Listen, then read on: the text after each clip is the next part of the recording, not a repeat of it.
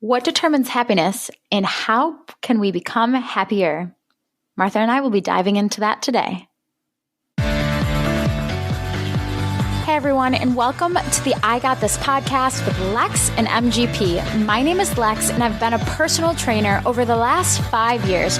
Martha started her fitness journey with me 3 years ago, and over that time, she's lost over 60 pounds and changed her entire perspective on life. Join us each and every week as we talk about our journey together, healthy lifestyle habits, and of course, the I Got This mentality. Hey guys, and welcome back to I Got This Pod with Lex and MGP. Today, we are diving into happiness. Me and Martha were actually started talking about the topic before this episode. It was 30 minutes ago, and we were like, oh my God. Turn on the mics. Yeah, because we've been going for a while. It's a really interesting topic.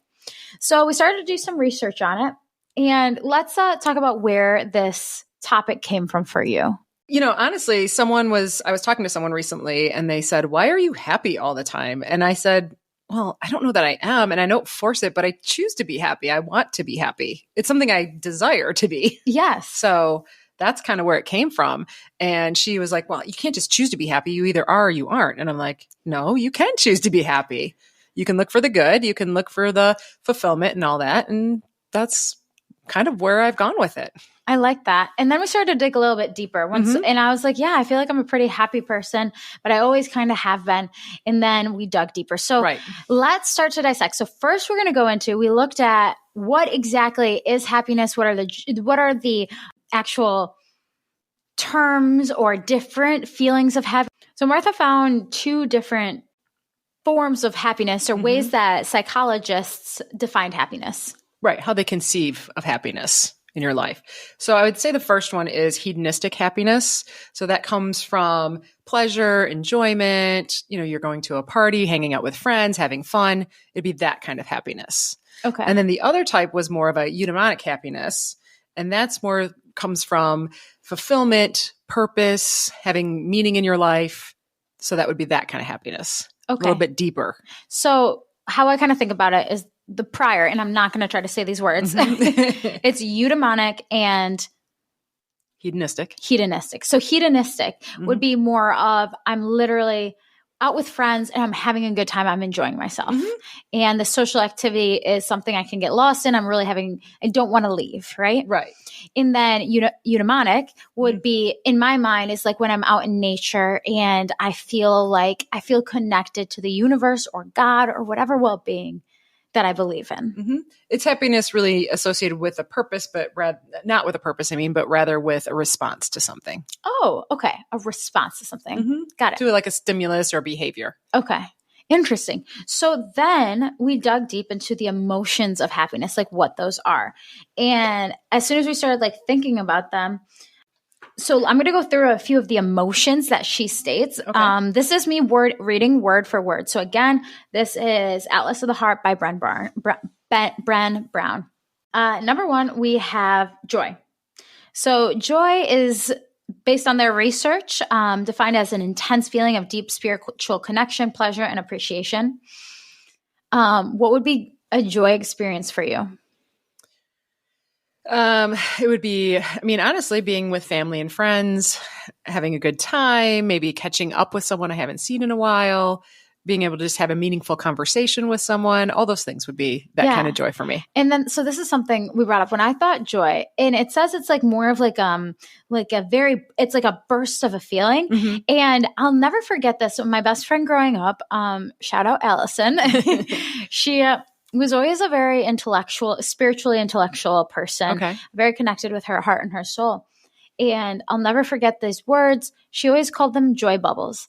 And so that feeling that's deep in your heart. And as you when you get super excited, it's not even excited in your brain, it's excited in your soul, and it kind of bubbles up from within and it explodes out.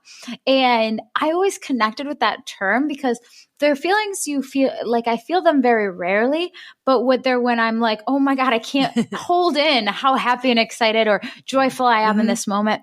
And that's kind of what she says. This is more of a intense feeling. It's an intense explosion. So Kids on Christmas morning. Yeah. Or oh my God, like I sometimes when I'm manifesting, I repeat something in my head or out loud, and I start to feel this intense feeling of joy.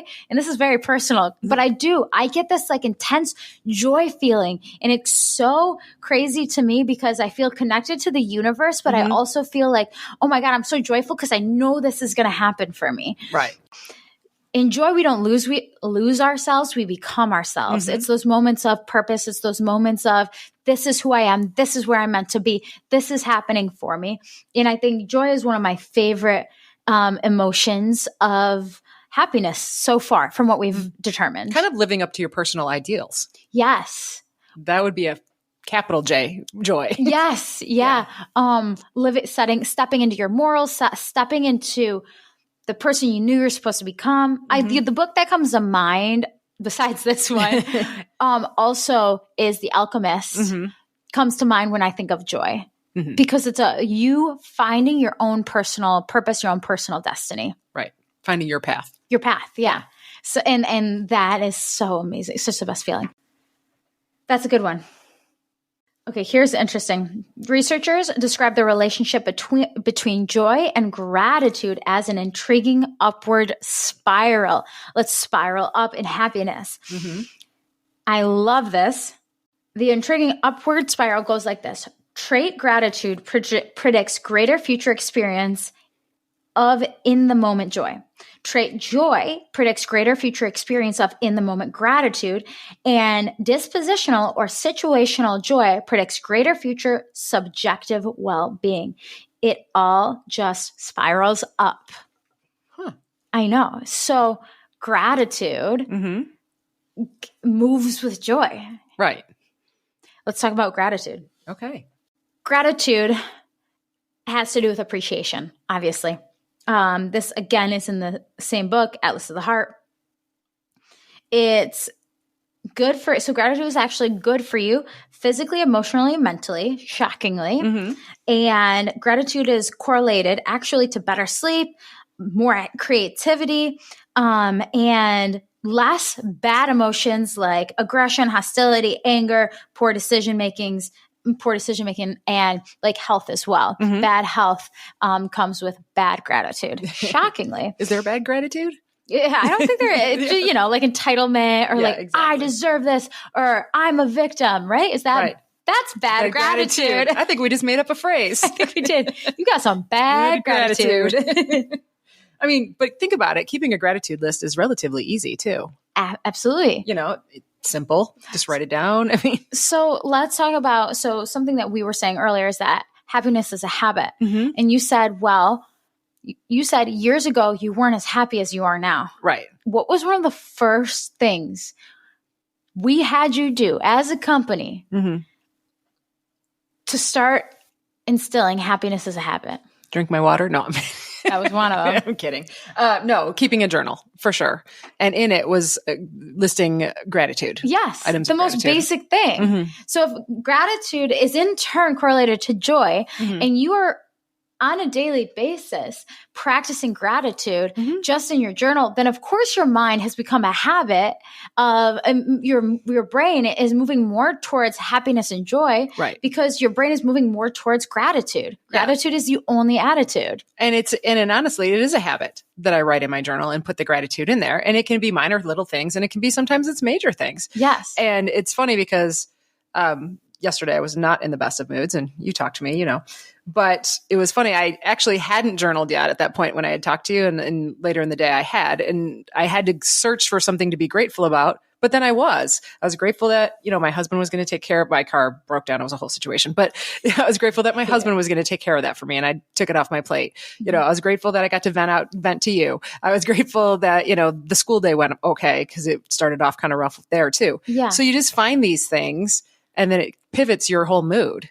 Yes. When you realize that it's not really as bad or dark as you think it is. Exactly. It's so shocking how once you start to look at the good, you feel so much better. And it just takes a few moments. It does. And sometimes you got to dig a little deeper. You do. Sometimes you have to be like, well, life's shitty, but at least I got my socks on. And sometimes it's okay to fake it. It's okay to fake it till you make it. It's okay to say, well, I got my socks on. Well, okay, let's dig in deeper into that. Well, my feet are warm. Some people don't have shoes to wear. Some like little things like that actually make such a big difference. And when your brain goes to gratitude, what a difference that makes in your attitude. No, I mean, and it's, my mother's a senior citizen now. And so these are, I won't rat out her total age, but it's over 80. And she has taken to saying when people ask her, how are you doing? She says, not as good as I'd like to be, but better than most. And that's kind of her new mantra about it. So she gets it. I like that. Not as good as I'd like to be, but better than most. That's a good, I kind of like that. So, you know, she struggles to get around and stuff. And she realizes a lot of that's age related, but you know, she doesn't want to complain and wants to keep her chin up, so to speak. So yeah. Exactly. I like that one. I think it's hard to put into words happiness. I think happiness is something that I think there are plenty of emotions, and when you articulate them better, it's better. It's easier to speak on them and easier to feel them. Because happiness, you could say, well, I'm feeling joyful. No, I'm not feeling joyful. So does that mean I'm not happy? No, not necessarily. There are so many emotions of joy or happiness. So should we continue with the different kinds? Sure. Okay. Because you can be a happy person and not be having a happy moment. Yes. And that's the thing. I think highs and lows of emotions allow you to feel that high of joy or happiness, allow you to feel sadness is just their parallels. And because we're wonderfully human, right? How grateful are we and wonderful are we? I feel like some of my lows allow me to move directly up to my highs. It's shocking when I'm in a valley. I know a mountain is coming. Right. I understand. That. I do understand because I used to keep, I think, all my emotions close. And once you let the extremes, not extremes, but it widen up, you can feel more. You can. It's shocking. Well, so calm is perspective and mindfulness while managing emotional reactivity. So you're not overreacting. I kind of like that. It's intention. It's how we want to impact others. So that's a cool one. I really like calm. When do you feel a sense of calm? I feel a sense of calm when I'm in the shower. I feel calm. I feel calm before my day starts. Like I get to work, not before it starts, I guess before the work day starts. So, you know, you get ready, you get to work, it's a hustle time. And then I get there and I usually have like 20 minutes of calm before the bells ring and the kids come running in. So I'm like alone in my classroom, thinking about the day, thinking about what I want to accomplish. And it's just very peaceful time. I like that. That's a good one. It's kind of like a calm before the storm. Definitely. Not that it's a storm, but yes. Calm before before the flood of children. Yes. Yes. Before the flood. Yes. And usually I'm having like my warm cup of coffee. It's just a nice time to kind of reflect on what's about to happen and get yourself mentally prepared. You're choosing that calm too. Because you could be rushing into work.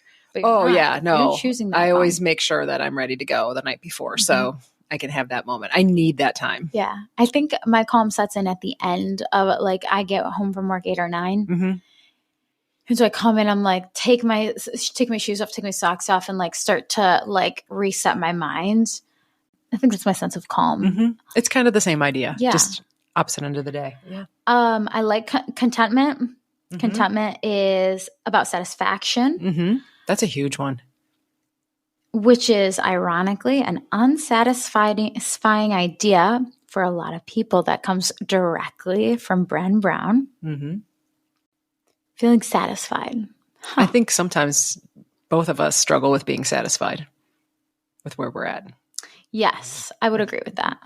Because we're doers. So when you it's a sense of enoughness.